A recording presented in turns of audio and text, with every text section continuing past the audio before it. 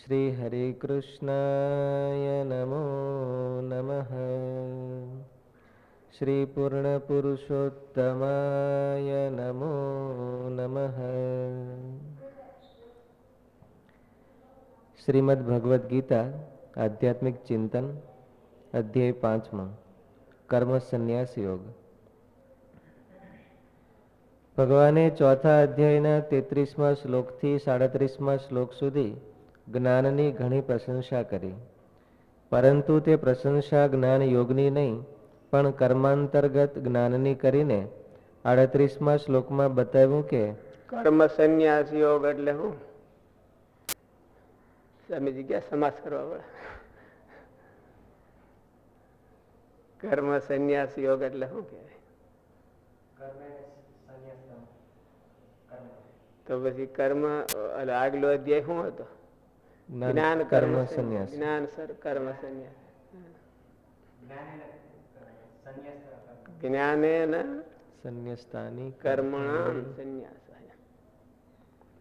અહીંયા કર્મ સંન્યાસ યોગ એટલે શું? તમને શું પાસે? કર્મણામ સંન્યાસ. કર્મણી સંન્યાસ. કર્મણામ સંન્યાસ તો સાચું જ છે, પણ કર્મણી સંન્યાસ. કર્મ કર્મ કર્મ કરતા કરતા કર્મની અંદર સંન્યાસની સ્થિતિ પ્રાપ્ત થઈ જશે. કર્મણી સંન્યાસ એથી કર્મ સંન્યાસ. કર્મ સંન્યાસ એવો યોગ.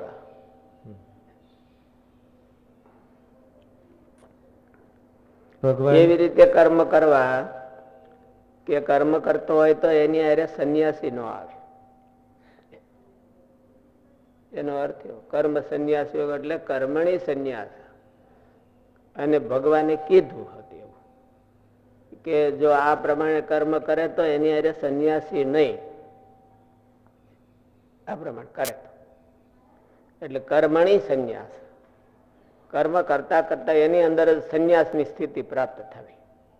કર્મણી સંન્યાસ યોગ. હવે બીજા શ્લોકમાં છે ને, તયોસ્તુ કર્મ સંન્યાસાત કર્મયોગો વિશિષ્યતે.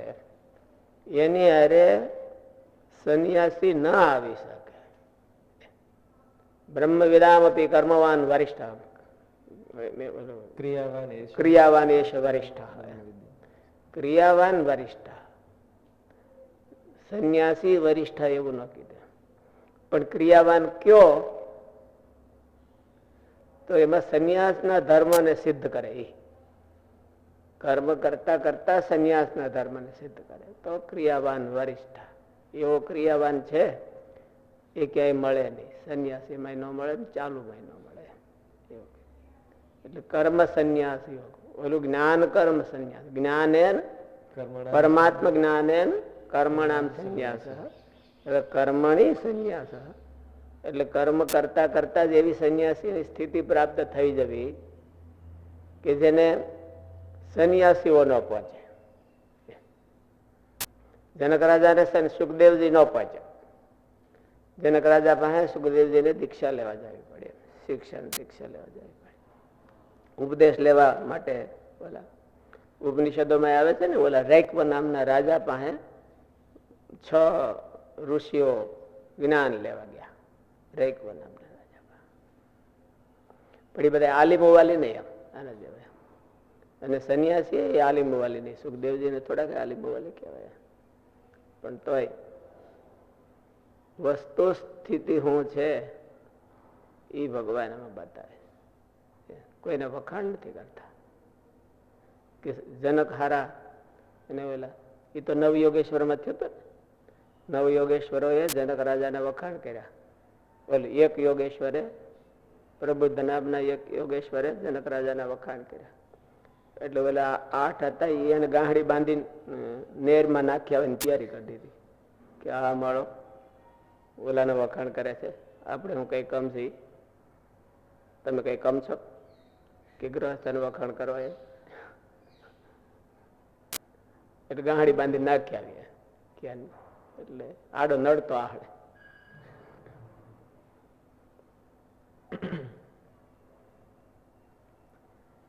ભગવાને ચોથા અધ્યાયના 33મા શ્લોકથી 37મા શ્લોક સુધી જ્ઞાનની ઘણી પ્રશંસા કરી, પરંતુ તે પ્રશંસા જ્ઞાન યોગની નહીં પણ કર્માંતર્ગત જ્ઞાનની કરીને 38મા શ્લોકમાં બતાવ્યું કે કર્મયોગ કરનારને તે જ્ઞાન આપોઆપ સહજ પ્રાપ્ત થઈ જાય છે.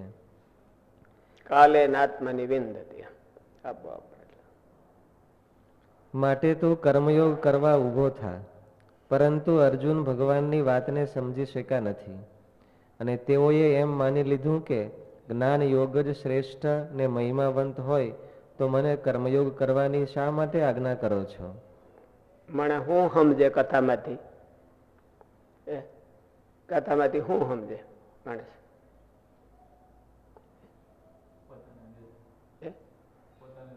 મલપા પડ્યું હોય, કઈક ગ્રંથમાં પડ્યું હોય એ ન સમજે. પોતાની મલપા ભરી રાખ્યું હોય એ કથામાંથી કાઢે, ગમે એવી કથા હોય તો. એ ન હોય તો થોડુંક આગળ પાછળથી લઈ આવીને કાઢે, પણ માલિપા ભર્યું હોય એ કાઢે. એટલે અર્જુનને માલિપા સંન્યાસ ભર્યો હતો એટલે એને સંન્યાસ કાઢ્યો, ભગવાનની કથામાંથી કાઢ્યો છો.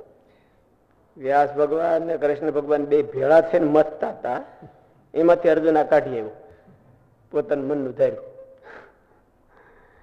લ્યો, એટલા હોશિયાર છો તમે. વ્યાસ ભગવાન ને શ્રી કૃષ્ણ ભગવાન બે ભેળા થઈને કથા બે થઈને કમ્પોઝ કરી છે. વ્યાસ ભગવાને અને શ્રી કૃષ્ણ ભગવાને બે ભેળા થઈને કમ્પોઝ કથા કરી હતી, એમાંથી અર્જુન કાઢી આવ્યું. કેટલો બહાદુર કહેવાય! અર્જુન બહાદુર જ હતો. એટલે પણ કથામાંથી સમજવામાં બહાદુર પાછું. એટલે માણા એવું નહીં કે સમજી લેવાનું કે કથામાં જે આવ્યું એ સમજે. પોતાના મનમાં આવ્યું હોય એ કથામાંથી સમજે, એવો માણસનો સ્વભાવ છે. કથામાં જે આવ્યું હોય એ કોઈ સમજવા ટ્રાય કરતા નથી કે કથામાં હું આવ્યું, આપણા મનમાં હું આવ્યું. એ વળી કથા વાળા વક્તા હાજર હોય તો એના જો ચાન્સ મળે તો એમાં નાખી દઈએ આપણે કે તમે આમ સમજો, થોડીક ભૂલ કરો છો.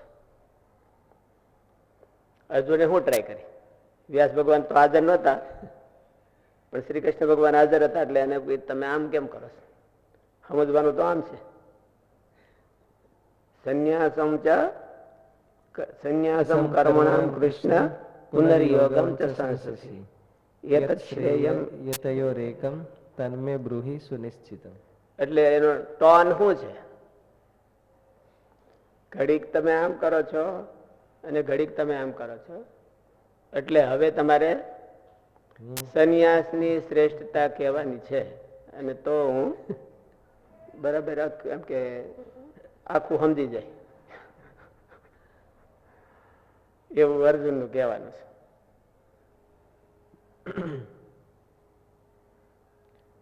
તમને ક્યાંક કોઈ બાના કે આજ્ઞા કરે કે ભાઈ આમ તમારે આમ કરવાનું છે, તો તમે બાના કાઢો તો એનો મિનિંગ શું? બાના કાઢે એનો મિનિંગ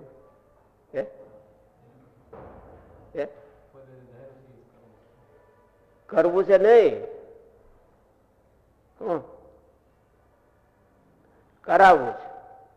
પોતે તો કરતા જ હોય, એમ કઈ ફેરફાર ન કરી કઈ, પણ ધાર્યું છે એ આની પાસે કરાવવું. કોની પાસે? વ્યાસ પાસે, કૃષ્ણ પાસે. પણ ઓલી ખોપરી એવી હતી કે કોઈનું ધાર્યું કરે નહીં. એવા તો શ્રી કૃષ્ણ ભગવાન તો ખોપરી કહેવાય.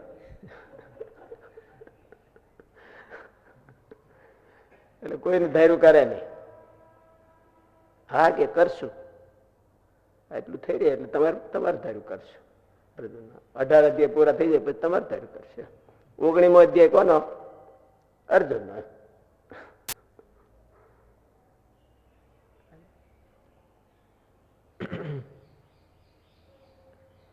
માટે તું કર્મયોગ કરવા ઊભો થા. પરંતુ અર્જુન ભગવાનની વાતને સમજી શક્યા નથી અને તેઓએ એમ માની લીધું કે જ્ઞાન યોગ જ શ્રેષ્ઠ અને મહિમાવંત હોય તો મને કર્મયોગ કરવાની શા માટે આજ્ઞા કરો છો? અધૂરું સમજાય એ બહુ ડેન્જર, ભયંકર હોય.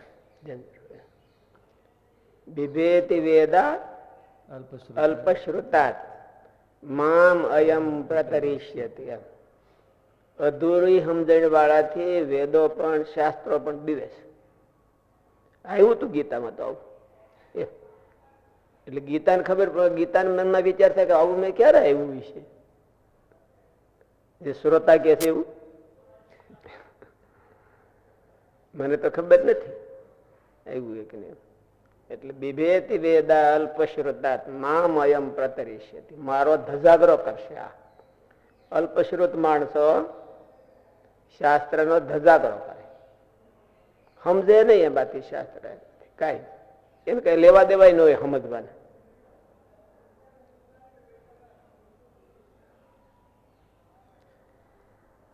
માટે તો કર્મયોગ કરવા ઊભો થા, પરંતુ અર્જુન ભગવાનની વાતને સમજી શક્યા નથી અને તેઓએ એમ માની લીધું કે જ્ઞાન યોગ જ શ્રેષ્ઠ અને મહિમાવંત હોય તો મને કર્મયોગ કરવાની શા માટે આજ્ઞા કરો છો?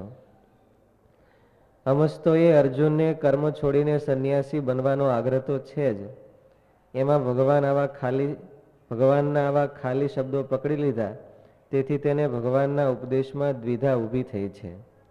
માટે તે દૂર કરવા પ્રશ્ન કરે છે. અર્જુન ઉવાચ સંન્યાસમ કર્મણામ કૃષ્ણ પુનર્યોગમ ચ સંસસી યચ્છ્રેયતયોરેકમ તન્મે બ્રૂહિ સુનિશ્ચિતમ. હે કૃષ્ણ, તમે એક બાજુ કર્મોના સંન્યાસની અને વળી બીજી બાજુ કર્મયોગની પ્રશંસા કરો છો. સમજવામાં ભૂલ કોણ કરે છે? ભગવાન. હવે સમજવામાં ભૂલ કોણ કરે છે? કૃષ્ણ ભગવાન ભૂલ કરે છે. હે કૃષ્ણ, તમે એક બાજુ કર્મોના સંન્યાસની અને વળી બીજી બાજુ કર્મયોગની પ્રશંસા કરો છો, તો આ બંનેમાંથી જે એક મારા માટે ચોક્કસપણે કલ્યાણકારી સાધન હોય તે કહો. સંન્યાસમ કર્મણામ કૃષ્ણ. કૌટુંબિક સ્નેહને કારણે અર્જુનના મનમાં યુદ્ધ ન કરવાનો ભાવ પેદા થઈ ગયો હતો. મોહનો એવો સ્વભાવ છે કે તે પોતાના આત્મકલ્યાણથી વિરુદ્ધ ચેષ્ટાઓ કરાવે. એને જ તો સાચે મોહ કહેવાય છે. જાણતો હોય તો જાણીને કરે એને મોહ કહેવાય, અજાણતા કરે તો અજ્ઞાન અજ્ઞાન કહેવાય. અજ્ઞાન કરતા મોહ એક ડગલું આગળ છે. મોહ છૂટે નહીં, અજ્ઞાન છૂટી જાય. તમને કોઈ ક્રિયા ન આવડતી હોય કોઈ બતાવે આમ કરો, એ ખરેખર તમારે કરવી જ હોય તો તરત જ ફટદીને કરી લો. પણ તમે જાણીને ડામાડોળ કરતા હોય ને કોઈ બાવીને બતાવે તો, જાણતા હોય ને તોય ડામાડોળ કરતા હોય અને પછી કોઈ આવીને બતાવે સુધારો થાય તો એને મોહ કહેવાય. મોહનો એવો સ્વભાવ છે કે તે પોતાના આત્મકલ્યાણથી વિરુદ્ધ ચેષ્ટાઓ કરાવે. એને જ તો સાચે મોહ કહેવાય છે.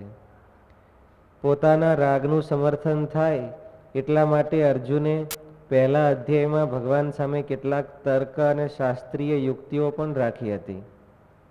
તેમણે યુદ્ધ કરવું એને પાપ બતાવ્યું. અહો બત મહત પાપમ કર્તુમ વ્યવસિતા વયમ. તેઓ યુદ્ધ ન કરીને ભિક્ષાના અન્ન વડે, પવિત્ર માધુકરી વડે નિર્વાહ કરવાનું શ્રેષ્ઠ સમજવા લાગ્યા. શ્રેયો ભોગતુમ ભૈક્ષ્યમ અપીહ લોકે. અને તેમણે નિશ્ચય કરીને ભગવાનને સ્પષ્ટ કહી દીધું કે હું કોઈ પણ સ્થિતિમાં યુદ્ધ નહીં કરું, ન યોત્સીએ. શાસ્ત્ર છે એ જંગલ છે. જંગલમાં બીજા ભલભલા ભૂલા પડી જાય. અર્જુને જે દલીલો કરી છે ને ફેવર કર્યું છે એ શાસ્ત્ર પ્રમાણે છે કે નથી? શાસ્ત્ર પ્રમાણે છે, પણ અર્જુનના ફેવરમાં નથી. અર્જુનના ફેવરમાં નથી, શાસ્ત્ર પ્રમાણે છે. અને એ એકલા શ્રી કૃષ્ણ ભગવાન જ જાણે છે, બીજા કોઈ નથી જાણતા.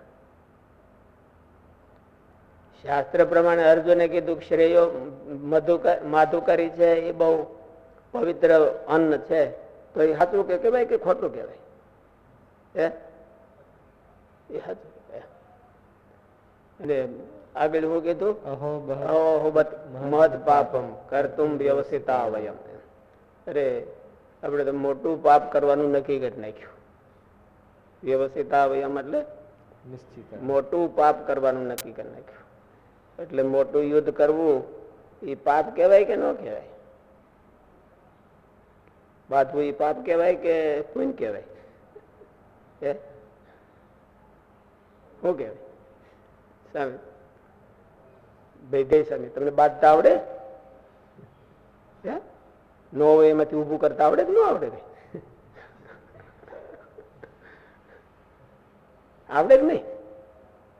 તમને આવડે કે ને? પેલા તો બાંધવું એ પાપ કહેવાય કે પુણ્ય કહેવાય? એમ શું કહેવાય? પાપ કહેવાય. તે વાત જો હાજી શ્રી કૃષ્ણ ભગવાન ને સમજાવવા ક્યારે? શ્રી કૃષ્ણ ભગવાન શું સમજાવે છે? બાંધવાથી મોટું પુણ્ય થાય.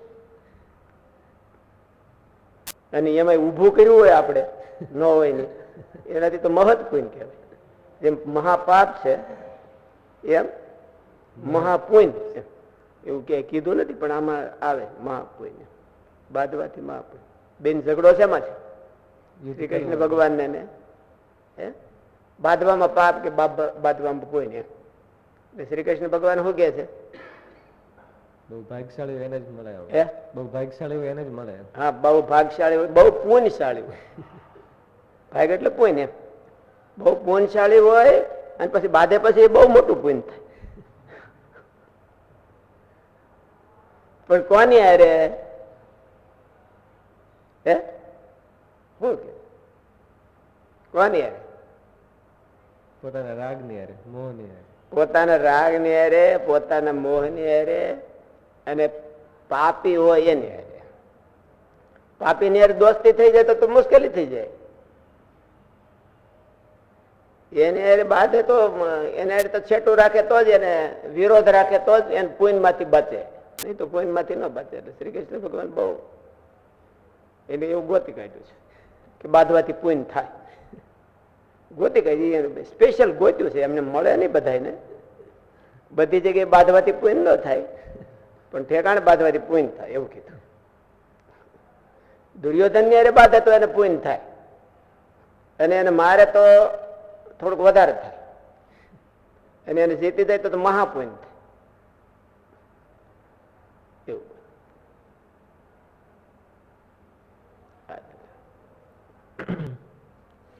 પોતાના રાગનું સમર્થન થાય એટલા માટે અર્જુને પહેલા અધ્યાયમાં ભગવાન સામે કેટલાક તર્ક અને શાસ્ત્રીય યુક્તિઓ પણ રાખી હતી.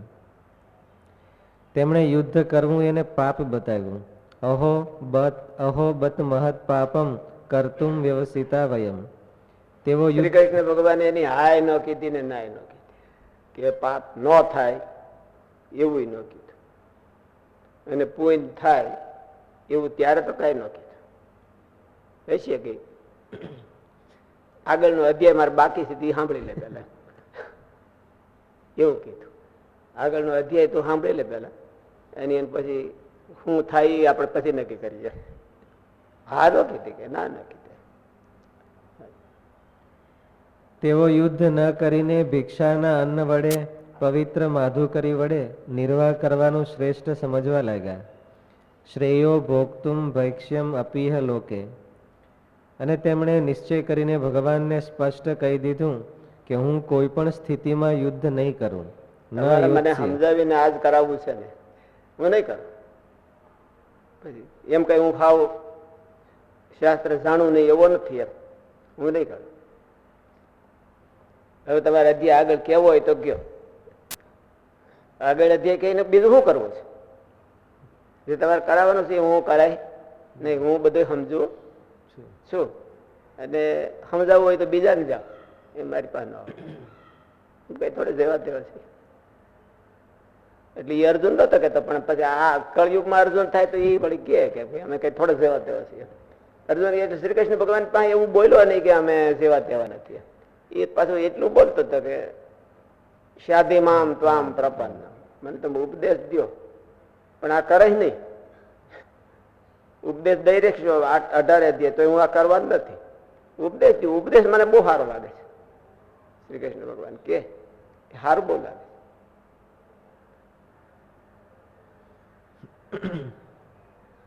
ઘણું કરીને વક્તાના કે ઉપદેષ્ટાના શબ્દોનો અર્થ શ્રોતા પોતાના અંદરના રાગ કે આસક્તિને અનુસારે કરતા હોય છે. પોતાના હૃદયમાં ઊંડે ઊંડે ચોટેલો રાગ ગમે ત્યાંથી વક્તાના શબ્દોમાં તિરાડ ગોતીને જગ્યા કરી લેતો હોય છે. અહીં પણ એ જ બની રહ્યું છે. સ્વજનોને જોઈને અર્જુનના હૃદયમાં જે મોહ પેદા થયો તેને અનુસાર તેમને યુદ્ધરૂપ કર્મ પોતાના કર્તવ્ય કર્મના ત્યાગની વાત ઉચિત પ્રતીત થવા લાગી. તેથી પોતાના મોહને ખંડિત થયા વિના ભગવાનના શબ્દોનું કે શાસ્ત્રોના વાક્યોનું રક્ષણ મળી જાય તો પોતાનો મોહ અથવા અંતરનો રાગ પ્રમાણિત થઈ જાય તેવા ઘણા પ્રયત્ન સિદ્ધાંત બની જાય. આપણો જે રાગ છે એ સિદ્ધાંત બની જાય. આમ જ કરાય, આમ કરાય નહીં એવો સિદ્ધાંત બની જાય. તેવા ઘણા પ્રયત્ન કર્યા પણ ભગવાન ઘણા ચકોર છે. અર્જુનની દલીલો ઘણી જ શાસ્ત્ર પ્રમાણિત છે. હવે તેને કૃષ્ણ પ્રમાણિત પણ કરવા માગે છે. પરંતુ ભગવાન તેના રાગને પણ દેખનારા છે. નહીં તો ભગવાને તેને અનુમોદન આપી દીધું હોત. અત્યારે અર્જુન ભગવાને કહેલ જ્ઞાનની પ્રશંસાને પોતાના માનસિક ભાવમાં સમજી રહ્યા છે કે ભગવાને જે જ્ઞાનની પ્રશંસા કરી છે તે જ્ઞાનયોગ, કર્મ સંન્યાસ, કર્મ ઉપશમની કરી રહ્યા છે. હકીકતમાં એવું નથી, જેની સ્પષ્ટતા આગળ થઈ ગઈ છે. પુનર્યોગમ ચ સંશસી. ચોથા અધ્યાયના 38મા શ્લોકમાં ભગવાને કર્મયોગીને બીજા કોઈ સાધન વિના અવશ્યમ એવ તત્વજ્ઞાન પ્રાપ્ત થવાની વાત કહી છે. તત્ સ્વયં યોગ સંસિદ્ધ કાલેનાત્મની વિંદતી.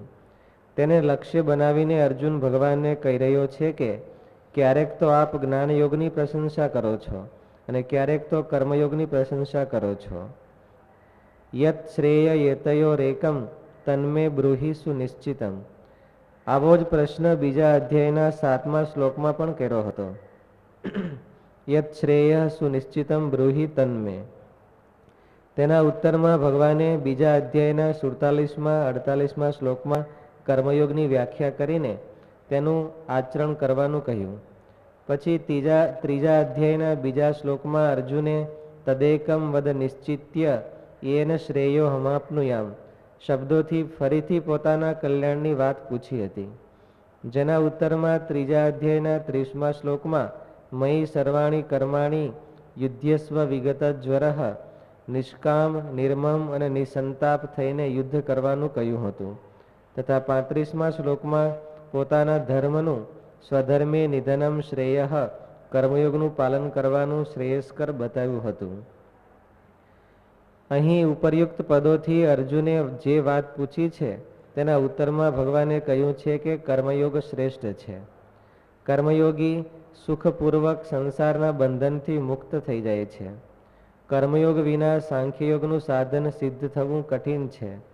પરંતુ કર્મયોગી શીઘ્ર જ બ્રહ્મને પ્રાપ્ત કરી લે છે.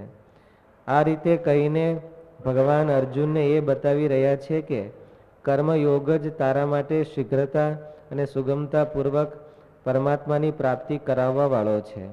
આથી તું કર્મયોગનું જ પાલન કર. અર્જુનના મનમાં મુખ્ય રૂપે પોતાના કલ્યાણની જ ઈચ્છા હતી. એટલા માટે તેઓ વારંવાર ભગવાનની સામે શ્રેય વિષયક જિજ્ઞાસા રાખે છે. છતાં વારંવાર એકની એક વસ્તુ એકનો એક મુમુક્ષુ કહેવાય. અર્જુનની મુમુક્ષુતા એ છે કે મારું કલ્યાણ થાય એમ કયો. જો મેં ધાર્યું છે એમાં કહી દો તો મને મજા આવશે.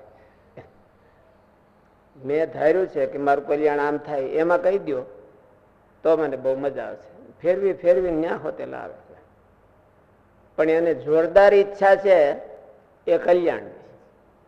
ભગવાન મારું કલ્યાણ થવું જોઈએ. અને માણાની મુમુક્ષુતા હું કપડા બદલી નાખે એટલે મુમુક્ષુ હોય એવું નથી. ઈચ્છા મરતા સુધી જાગ્રત રહે કે હું ક્યાંય નરક 84માં વયો ન જાઉં અને હું ઓળે ઓખલે ભરાઈ ન જાઉં અને મારું કલ્યાણ થાય એવી ઈચ્છા જાગ્રત જીવતી રે એ મુમુક્ષુતા. પછી કપડા બદલાવે ન બદલાવે તોય વાંધો નહીં, બદલાવે તોય વાંધો નહીં. મારું કલ્યાણ થાય અને હું ભગવાનના ધામમાં જાઉં એવી ઈચ્છા રહેવી જોઈએ તો મુમુક્ષુતા કહેવાય. નહીં તો મુમુક્ષુતા નહીં. કે વ્યાસપીઠ ઉપર બેહીને કથા કરે એટલે મુમુક્ષુ થઈ ગયા, એટલે કઈ મુમુક્ષુતા નથી. અર્જુનના મનમાં મુખ્ય રૂપે પોતાના કલ્યાણની જ ઈચ્છા હતી. એટલા માટે તેઓ વારંવાર ભગવાનની સામે શ્રેય વિષયક જિજ્ઞાસા રાખે છે. છતાં વારંવાર એકની એક વસ્તુ, એકનો એક પ્રશ્ન રજૂ કરવામાં આંતર આશય એ છે કે હું ખોટો નથી. કલ્યાણ પોતાનો છે, ઈચ્છા કલ્યાણની છે. એટલે ભગવાનનું કહેવાનું એમ થયું, કાં તું તારો કક્કો મૂકી દે, કાં કલ્યાણની આશા મૂકી દે. પોતાનો કક્કો પકડે તો કલ્યાણ ક્યાં જ થાય. હું જ બધાથી હરખું સમજું અને બીજા બધા કોઈ સમજતા નથી, એમ ક્યાં સુધી? ભગવાન સુધી. હા, વ્યાસે નથી હરખા સમજતા ને કૃષ્ણ હરખા સમજતા નથી.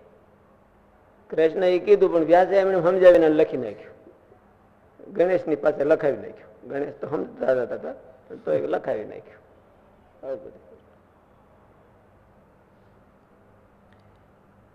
છતાં વારંવાર એકની એક વસ્તુ, એકનો એક પ્રશ્ન રજૂ કરવામાં આંતર આશય એ છે કે હું ખોટો નથી.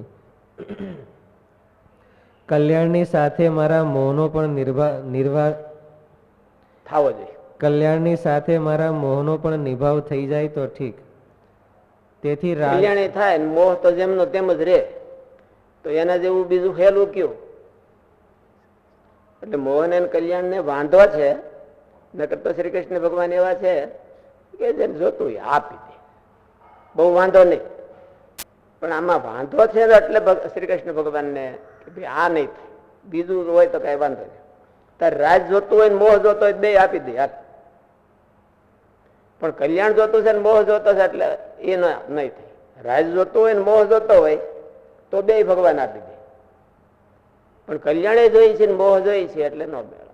મોહનો નિભાવ કરવો છે અને કલ્યાણનો નિભાવ કરવો તો નહીં, તો એ મૂકી દેતું. છતાં વારંવાર એકની એક વસ્તુ, એકનો એક પ્રશ્ન રજૂ કરવામાં આંતર આશય એ છે કે હું ખોટો નથી. કલ્યાણની સાથે મારા મોહનો પણ નિભાવ થઈ જાય તો ઠીક.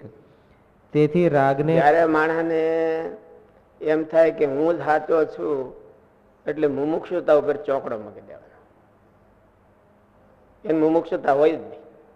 હું જ સાચો ને બીજા કોઈ બધા સાચા નહીં એવું હોય ત્યારે એમાં ગુરુ સાચા નહીં અને કૃષ્ણ ભગવાન સાચા નહીં, ત્યારે મુમુક્ષુતા ઉપર ચોકડો મૂકી દેવાનો. એમાં મુમુક્ષુતા હોય જ નહીં કોઈ દિવસ. મુમુક્ષુ હોય ને ડર હોય. અર્જુનની ઘોડે અર્જુન ડરે છે શ્રી કૃષ્ણ ભગવાનથી કે રખેન હું ભૂલ કરતો હોઉં તો એટલે તમે મને કયો. એટલે એવું માણસને એને સાચું કરતો હોય તો એના મનમાં ડર હોવો જોઈએ કે આપડેથી કઈ ભૂલ થઈ જતી નથી ને, કલ્યાણના માર્ગમાં કઈ ભૂલ નથી થઈ જતી ને, એમાં કઈક આપણે ઊંધું બાફી નથી નાખતા તો એનામાં મુમુક્ષુતા. નકર તો પછી કઈ મુમુક્ષુતાનું કઈ આલોક ના હોય. આલોકમાં હરખું કરી લે પોતે.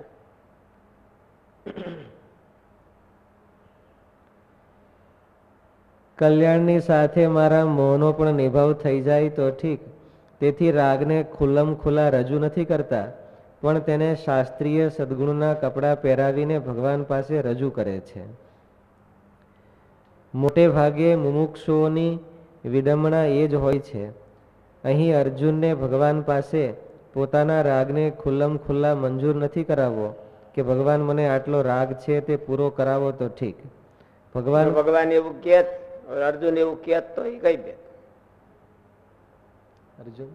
અર્જુન એવું કે ભાઈ મને એટલો રાગ છે તો આમ થાય એમ કયો, તો ભગવાન તો એની પૂર્તિ કરે છે ને.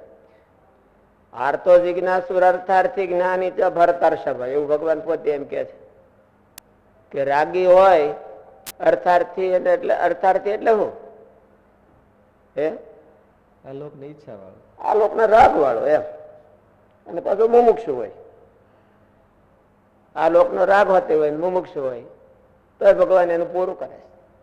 આ લોકમાં ભગવાનનો ભગત હોય ને એના જગતના રાગ હોય તો ભગવાન રાગ પૂરા કરે અને પછી એ ભક્ત લઈ જશે. અર્જુન પાસે એવું કહેવા માંગતો નથી, ના ભગવાન હું ચોખ્ખો તો બહુ છું, હું ચોખ્ખો તો બહુ છું.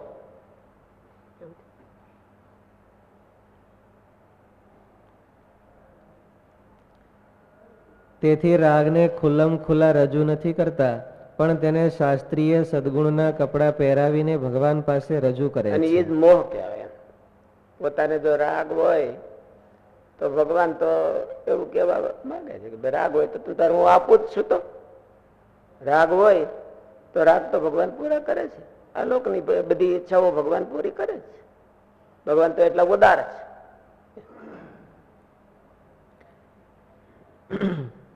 મોટે ભાગે મુમુક્ષુઓની વિડંબણા એવી જ હોય છે.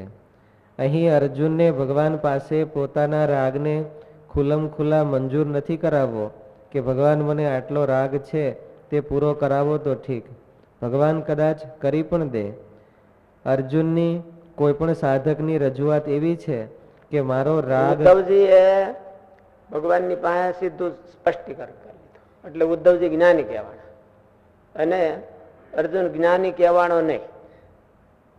બેયને હરખો ઉપદેશ દીધો છે. શ્રી કૃષ્ણ ભગવાને ભાગવતમાં એકાદશ સ્કંધમાં ઉદ્ધવજીને ઉપદેશ દીધો અને મહાભારતમાં આ ઉપદેશ દીધો અર્જુનને. તો ઉદ્ધવજીએ કબૂલ કર્યું કે મહારાજ હું રાગી અને મારાથી સંસાર કેમ છૂટે? તો ભગવાન કે હું તને કહું સંસાર કેમ છોડવો એ તને છોડાવી દઉં. અને ભગવાન એને મદદ કરી. અર્જુને અહીંયા કબૂલ ન કર્યું કે હું રાગી એમ, મહારાજ આ મોહ કેમ છૂટે? અને ઉદ્ધવજીએ તરત જ કબૂલ કર્યું. એટલે પોતાના દોષ જાણે એ જ્ઞાની કે પોતાના ગુણ જાણે એ જ્ઞાની? કોણ જ્ઞાની? હે પોતાના દોષ જાણે એ જ્ઞાની. એટલે ઉદ્ધવજી જ્ઞાની કહેવાના. કારણ કે એને ખબર હતી કે મને મોહ છે. અને અર્જુનને એ જ ઉપદેશ દીધો, પણ અર્જુનને ખબર નથી કે મને મોહ છે. મને મોહ છે એમ ખબર નથી. એટલે એ જ્ઞાની ન કહેવાય. જ્ઞાની કોણ કહેવાય? વિદ્વાન વિપશ્ચિત દોષજ્ઞ. પોતાના દોષને જાણે તો એ જ્ઞાની. પોતાનામાં દોષ ન હોય તો પણ સુખદેવજીની સાંખ લેવે, ગોપાળાનંદ સ્વામીની સાંખ લેવાની અને પોતાનો દોષ ઠેરાવો, ખામી ઠેરાવે. દોષ અને ખામી જુદી વસ્તુ છે. દોષ તો કદાચ ન હોય પણ ખામી તો હોય, મોટાની સામું જોવે તો. અને એને મહારાજે જ્ઞાની કીધો, એને ગીતામાં જ્ઞાની કીધો. વિદ્વાન વિપશ્ચિત દોષજ્ઞ. એને દોષ પોતાના ખામી છે એવું માનવું તો એ જ્ઞાની થઈ ગયું. યસ્યામતમ તસ્યામતમ, યસ્યામતમ તસ્યામતમ. જે એમ માને છે કે હું અધૂરો છું તો એ પૂરો જ્ઞાની છે. જે એમ માને છે કે મારામાં કઈ ખામી નથી તો એ પૂરો અજ્ઞાની છે. આ આપણે કહીએ છીએ એવું નથી. શું છે? ઉપનિષદ કે છે. ઉપનિષદ ને વૈદિક સિદ્ધાંત છે, ગીતાનો સિદ્ધાંત છે, ભગવાનનો સિદ્ધાંત છે અને બધા શાસ્ત્રનો સાર છે. મહારાજ કે પોતાનામાં દોષ જોવા એ તો એને પૂર્વ ભવનું પુણ્ય હોય. પૂર્વ ભવે જેને ભગવાનની સેવા કરી હોય, પૂર્વ ભવે જેને ભગવાનના દર્શન થયા હોય, એને આ જન્મમાં પોતાનો દોષ પોતાની ખામી છે એ સૂઝે છે. કેટલું બધું મહારાજ મોટું કીધું. શાસ્ત્રમાં જુઓ તો ખરા. ઉદ્ધવજીએ ખાલી એટલું જ કીધું કે મહારાજ મને ઓલા કામાના આ ત્યાગ છે એ બહુ દુષ્કર છે એવું ઉદ્ધવજીએ ભગવાનને પ્રાર્થના કરી. એટલે મહારાજ ભગવાને એને આજ્ઞા કરી હતી કે તમારે બદ્રિકાશ્રમમાં જવાનું છે ઘર છોડી. ત્યાગો એમ દુષ્કરો લોકે. મહારાજ આ તો બહુ કઠણ છે છોડવું. મારે શું કરવું? મારાથી છૂટે એમ નથી.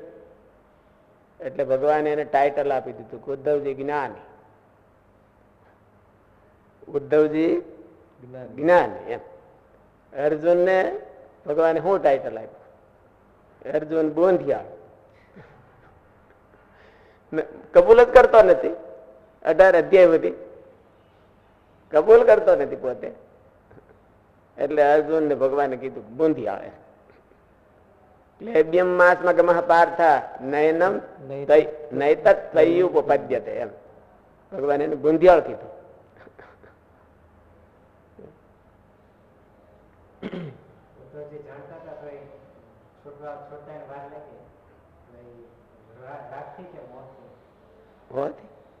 મોહ પછી રાગ આવે. પેલું રાગ પછી મોહ આવે. રાગ બહુ ઘાટો થઈ જાય એટલે એને મોહ કહેવાય. આપણા કંટ્રોલ ની વાત ન રહે એટલે એને મોહ કહેવાય. પછી માણસ એને છોડવાનો પ્રયત્ન કરે, એને વધારવા પ્રયત્ન કરે, એનું નામ મોહ કહેવાય.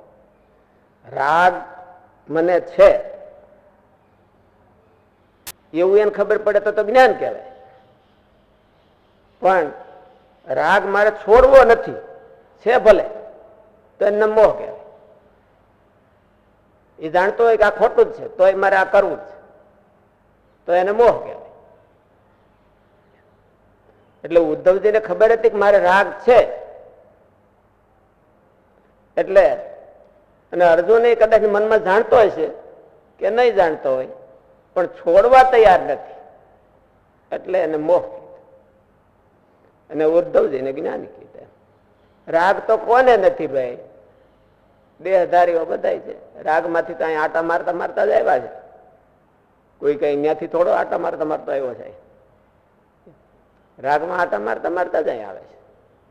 પણ એને ખબર પડી જાય કે મને રાગ છે અને મારા ખામી છે તો ભગવાન એને ઉપનિષદે એને એમ કહે છે કે જ્ઞાન જાણે છે ને પછી એને છોડવા ટ્રાય કરે. એટલે ઉદ્ધવજીએ ટ્રાય કરી મહારાજ મારાથી છૂટે એવું નથી તો ભગવાન કે હું તને મદદ કરું.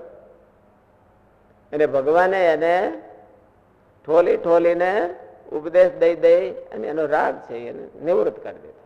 અને ઉદ્ધવજી જ્ઞાની થઈને રહ્યા ગયા.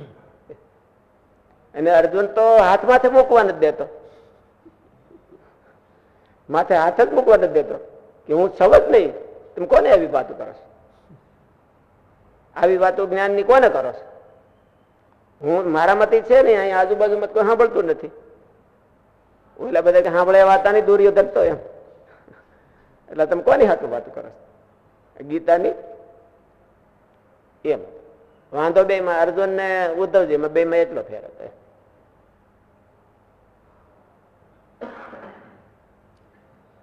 અહીં અર્જુનને ભગવાન પાસે પોતાના એની એક વિશિષ્ટતા એ હતી કે એમાં કલ્યાણની ઈચ્છા મુમુક્ષુતા પ્રબળ હતી કે નહીં મારે ભગવાન પાસે તો જવું જ છે, મારો મોક્ષ તો થવો જ જોઈએ આ જન્મે. એટલે એ જીતી ગયો.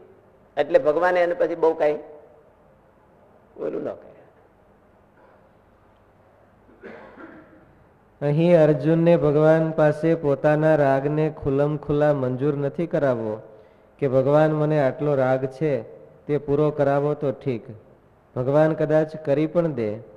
અર્જુનની કોઈ પણ સાધકની રજૂઆત એવી છે કે મારો રાગ કે મોહ છે તેને પ્રથમ સદગુણ તરીકે જાહેર કરો. એમ તમારે મોહ નહીં કહેવાના. અર્જુનની કોઈ પણ સાધકની રજૂઆત એવી છે કે મારો રાગ કે મોહ છે તેને પ્રથમ સદગુણ તરીકે તમારા મોઢે જાહેર કરો. હું તો ક્યારનો કરું જ છું. અને પછી તેને પ્રમાણિતતાની મોહર મારી દો. ભગવાન એવું કોઈ વાતે કરતા નથી. ભગવાનની ક્રેડિટ ડાઉન થાય ને એટલે ભગવાન નથી કરતા. બાકી તમે નબળાની ઉપર સિક્કો મારી દીધો તો એમાં ક્રેડિટ કોની ડાઉન થાય? પ્રમાણિત કરનારાને. કરનારાને ડાઉન થાય ને, કેસ થાય તો એની ઉપર થાય, ખોટી ઓલું કરી દીધી હોય. કલ્યાણની પ્રાપ્તિમાં ઈચ્છાનું પ્રાધાન્ય હોય છે. આ લોકની સાનુકૂળતામાં પૂર્વકર્મ કે પ્રારબ્ધનું પ્રાધાન્ય હોય છે. કલ્યાણની પ્રાપ્તિના સાધનોની સફળતામાં વિલંબનું કારણ પણ આ જ છે કે સાધકે કલ્યાણની ઉત્કટ ઈચ્છા પૂરી સાધકને કલ્યાણની ઉત્કટ ઈચ્છા પૂરી જાગૃત થઈ નથી. જે આ લોકની સમૃદ્ધિની પ્રાપ્તિમાં વિલંબ થાય તો એ પ્રારબ્ધનો વિલંબ, અને કલ્યાણમાં વિલંબ થાય તો એ ઈચ્છાનો વિલંબ. એની ઈચ્છા જ થઈ નથી ત્યાં સુધી ભગવાન કરીને શું કરે? ત્યાં આશ્રમ પ્રાપ્તિ છે એ મુમુક્ષતાના આધીન છે, ઈચ્છાને આધીન છે, અને વર્ણ પ્રાપ્તિ છે એ પૂર્વ કર્મ ને પ્રારબ્ધને આધીન છે. એટલે કલ્યાણની પ્રાપ્તિ છે એ ઈચ્છા ને કેવળ અને કેવળ ઈચ્છાને આધીન છે. કેવળ અને કેવળ ઈચ્છા. જ્યાં સુધી એની ઈચ્છા ન થાય ત્યાં સુધી ભગવાન એને આપીએ ન હોય, કે આપે તો કરે હું. એની ઈચ્છા જ આ જગતમાં આટા મારવાની છે અને ધોકા ખાવાની છે આ જગતના, તો એ ભગવાન એને આપે. એની ઈચ્છા થાય તો ભગવાન તરત જ આપી દે. ભગવાન વિલંબ ન કરે. જો પ્રબળ ઈચ્છા થઈ હોય તો આને આ ઘડિયા આપી દે. શરણાગતિ કીધી છે. શરણાગતિ બે પ્રકારની છે. એક તો હે તત્કાળ એને આપી દે. કલ્યાણની પ્રાપ્તિમાં ઈચ્છાનું પ્રાધાન્ય હોય છે. આ લોકની સાનુકૂળતામાં પૂર્વકર્મ કે પ્રારબ્ધનું પ્રાધાન્ય હોય છે. કલ્યાણની પ્રાપ્તિના સાધનોની સફળતામાં વિલંબનું કારણ પણ આ જ છે કે સાધકને કલ્યાણની ઉત્કટ ઈચ્છા પૂરી જાગૃત થઈ નથી. બર્નિંગ ડિઝાયર નથી કલ્યાણની, કે મારું આ જન્મે થાય એ જ મુમુક્ષુતા છે. કે બર્નિંગ ડિઝાયર જાગે, મારે આ જન્મ વિલંબ નથી કરવો અને આને જન્મે મહારાજ પાસે ભોગવું છે, તો એને બને. જે સાધકોમાં તીવ્ર વૈરાગ્ય નથી પણ કલ્યાણ પામવાની તીવ્ર ઈચ્છા છે, તો તે કર્મયોગથી સુગમતાપૂર્વક અને તીવ્રતાને અનુરૂપ તત્કાળ કલ્યાણની પ્રાપ્તિ કરી શકે છે. શ્રી કૃષ્ણ ભગવાને નિદાન કર્યું છે કે તીવ્ર કલ્યાણની ઈચ્છા છે અને તીવ્ર વૈરાગ નથી, તો એને કયો રસ્તો? ટૂંકો રસ્તો કયો લેવો? આને આ જન્મે પમાડે. તો એને માટે આ નિષ્કામ સેવાયો, નિષ્કામ ભાવે ભગવાનની ભગવાનના ભક્તની સેવા કરવી, એના જેવો બીજો કોઈ ટૂંકો રસ્તો નહીં. જેને તીવ્ર વૈરાગ છે અને તીવ્ર ઈચ્છા પણ છે, તો એ સંન્યાસ લે તો વાંધો નહીં. એમાં પણ જેને તીવ્ર વૈરાગ છે અને તીવ્ર ઈચ્છા પણ છે, અને એ જો આ કર્મયોગ કરે તો કર્મયોગો વિશિષ્ય થાય, ક્રિયાવાન વરિષ્ઠ, એવું એને ટાઇટલ આપ્યું ભગવાને. 3 સ્ટેજ કર્યા ભગવાને, 3 સ્ટેજ કર્યા. અર્જુનના હૃદયમાં ભોગોથી પૂર્ણ વૈરાગ્ય નથી, પણ તેનામાં પોતાનું કલ્યાણ થાય એવી ઈચ્છા તો નિશ્ચિત છે. માટે ભગવાન તેના કલ્યાણની વાતને ધ્યાનથી સાંભળીને તેનો પ્રત્યુત્તર આપે છે. પણ અર્જુન વાતમાં પોતાનો વૈરાગ્ય કે નિર્વાસનિકપણું બતાવે છે. ભગવાન ઉદ્ધવજીએ એવું ન બતાવ્યું. ઉદ્ધવજીએ વાસ્તવિકતા બતાવી દીધી, ભાઈ મને રાગ છે ને હું કુટુંબ મૂકી શક્યો એમ નથી, મારે કલ્યાણ જોઈએ છે, મારે તમારી પ્રાપ્તિ જોઈએ છે. તો ભગવાને એ પછી એની શરણાગતિ એની સાચી હતી, અને અર્જુનની શરણાગતિ બોલવામાં હતી, ખાલી ઈચ્છા હતી એની મુમુક્ષ. એક અર્જુન હાચો એટલામાં કે એને કલ્યાણની ઈચ્છા સાચી હતી, પણ શરણાગતિ છે એ ખાલી ડમી હતી. કરીશ્ય વચનમ તવ, ત્યારે એની શરણાગતિ સાચી થઈ, અને અત્યાર સુધી ડમી હતી. શરણાગતિનો અર્થ શું? કે ઓલા કેમ કરે એમ તો કરતો નતો અર્જુન, અને ઉદ્ધવજીએ તરત જ સ્વીકારી લીધો કે ભાઈ શરણાગતિ એ સાચી અને ઈચ્છા તીવ્ર બે ની હરખી. પણ આને પોતાનો ઓલા ખામી સ્વીકારીને ઈચ્છા કરી, અને અર્જુન પોતાની ખામી સ્વીકારતો નથી. આ ટ્રેજેડી છે, મોક્ષ માર્ગની ટ્રેજેડી કહેવાય. કારણ કે આવું શ્રી કૃષ્ણ ભગવાનને, આવું વ્યાસ ભગવાનને આ ગ્રંથો લખવાની જરૂર શું પડી કે આવું બધું મુમુક્ષુમાં હોય. અને જો મુમુક્ષુ એ પોતાના હૃદયમાં આ બધી ફીટ બેહારી અને જો એનો રસ્તો ઉકેલે તો તરત જ થઈ જાય. હું કાંઈ મારામાં કાંઈ ખામી નથી એવું માનીને બેહે એટલે આ જગતની જાપતું ખાય છે. ભગવાન તો કોઈને મારવા આવતા નથી, પણ કર્મમાં ભમે પછી એવી રીતે.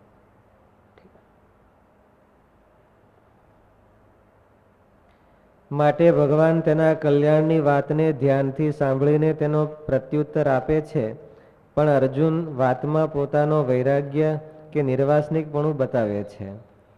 ભગવાન તેનાથી બિલકુલ પ્રભાવિત નથી થતા અને જાણે અર્જુનના વૈરાગ્યનો એક ખાલી આમ તણખલું ભગવાનને અડતું નથી.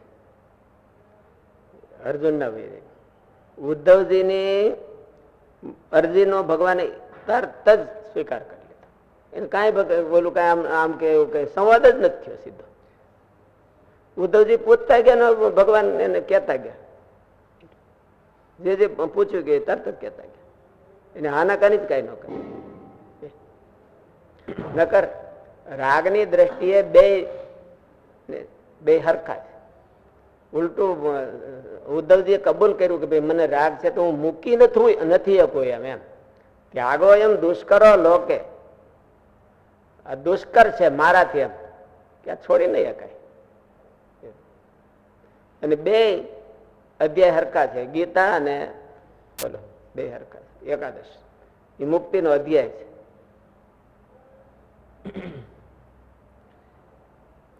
ભગવાન તેનાથી બિલકુલ પ્રભાવિત નથી થતા અને જાણે સાંભળ્યું જ નથી એવું કરી નાખે છે.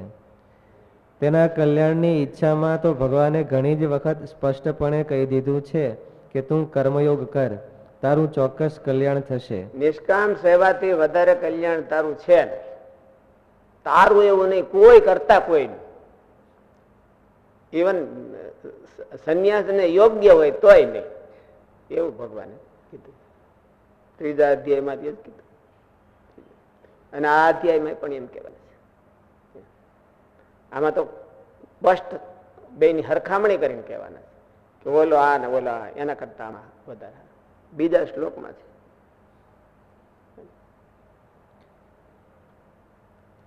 તેના કલ્યાણની ઈચ્છામાં તો ભગવાને ઘણી જ વખત સ્પષ્ટપણે કહી દીધું છે કે તું કર્મયોગ કર, તારું ચોક્કસ કલ્યાણ થશે. જ્ઞાનયોગી કરતા જલ્દી થશે. મહારાજે નિષ્કામ સેવા યોગ થી બીજું કોઈ શ્રેષ્ઠ સાધન કીધું નથી. કોઈ એનાથી કોઈ શ્રેષ્ઠ સાધન મહારાજે પોતે પોતાને એના અધિકારી બતાવ્યા છે કે હું એનો અધિકારી છું. બીજા બધા હોય કે ન હોય, પણ નિષ્કામ સેવાનો અધિકારી હું છું. એટલી જો મારામાં યોગ્યતા ન હોય તો મારામાં કોઈ મોટે શોભે નહીં. અવતારો ધરીને એ કરવાનું છે તો પછી જીવને તો કરવું જ હોય કે નહીં, કરવાનું હોય કે નહીં.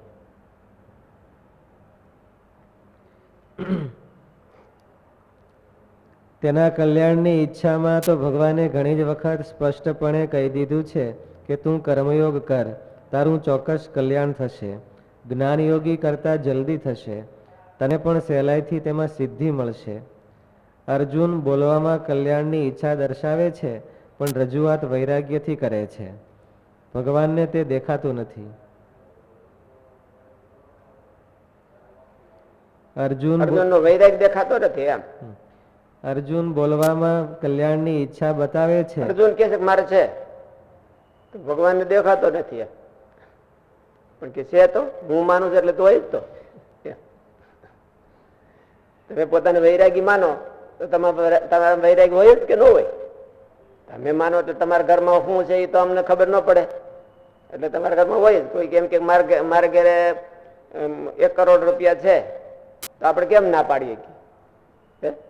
હોય તો સ્ટ્રોંગ રૂમમાં હોય. એટલે તમે એમ કહો કે મારા વૈરાગ છે તો આપણે કેમ ના પાડીએ? તો એ ભગવાન ના પાડે. તો અર્જુન બોલવામાં કલ્યાણની ઈચ્છા દર્શાવે છે, પણ રજૂઆત વૈરાગ્યથી કરે છે. ભગવાનને તે દેખાતું નથી. ભગવાને સ્પષ્ટપણે કહ્યું છે કે પ્રજ્ઞા વાદાંશ ભાષશે, તું વાતો ઘણી મોટી કરે છે. કોક એમ કે મારા ઘરમાં કરોડ રૂપિયા છે, તો કરોડ રૂપિયાની ઝલક હોય પાછી. અને એ તો તારે કઈ આવતું નથી, તું તો ભીખ માગશો. એમ ભેક્ષમ અપી લોક એમ. અટાણે તો ભિખારી બહુ કરોડ રૂપિયા વાળા હોય છે. પૂરું થઈ ગયું. શ્લોક પૂરો થઈ ગયો. બાકી છે કેટલો બાકી? સહજાનંદ સ્વામી મહારાજની જય.